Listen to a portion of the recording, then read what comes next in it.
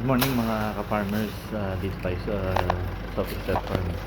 So, kinuha namin yung isang piling ng saging. So, lakatan to. So, dito sa loob ng Sophie Set Farm, ang dami kong tinanim ng mga iba-ibang klase ng saging. So, ito isa, lakatan.